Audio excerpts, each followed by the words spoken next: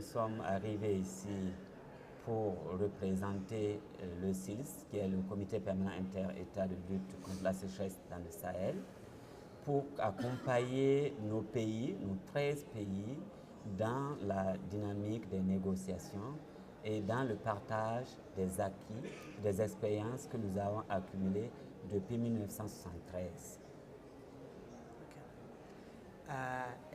Les négociations d'agriculture sont faites pas bien en ce moment. C'est pas bien pour la conférence.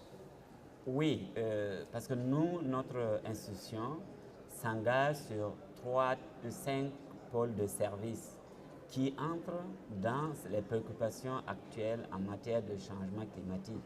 Il y a les appuis politiques pour les pays. Il y a également les capitalisations et la recherche pour nos pays. Il y a en plus, au-delà de ça, la formation que nous assurons en matière de changement climatique et de gestion durable des terres. Et nous avons également des multiples projets sur lesquels nous intervenons pour appuyer les États. Et dans ce cadre-là, les négociations qui sont là, que cela soit directement sur le protocole de Kyoto, que ce soit sur le problème de transfert de technologie, particulièrement en matière d'adaptation au changement climatique, nous attendons plus que ce qui est fait actuellement.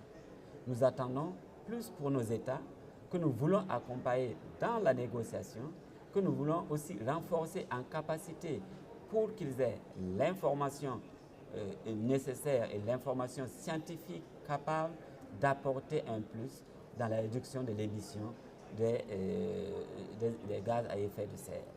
Et dans ce cadre-là, nous menons déjà 3 grands axes que nous voulons en parler. Nous produisons des informations. Ces informations qui s'adressent, par exemple, aux politiques, aux scientifiques.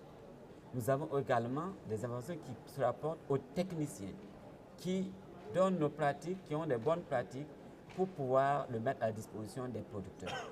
Nous avons également des informations au niveau local, les connaissances locales qu'on transforme en éléments faciles et qu'on met à la disposition des producteurs au niveau local.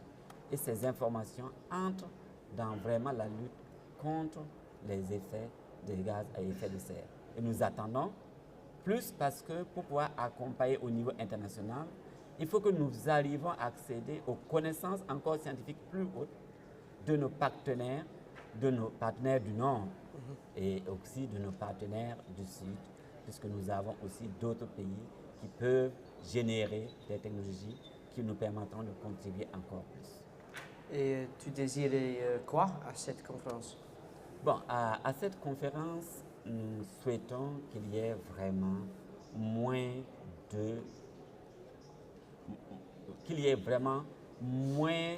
règles, moins de barrières dans la mise à disposition des technologies. Nous souhaitons également qu'on prenne en compte les capacités existantes en matière de patrimoine naturel pour pouvoir l'insérer dans les préoccupations au lieu qu'on s'arrête à des aspects simplement d'investissement pour la production, qu'on aille au-delà de ça pour conserver le patrimoine vraiment naturel de nos zones. En cela, nous avons créé des plateformes qui permettent à tous nos partenaires, au niveau international comme au niveau national, d'accéder à toute l'information qui existe en matière de changement climatique, en matière de gestion durable des terres.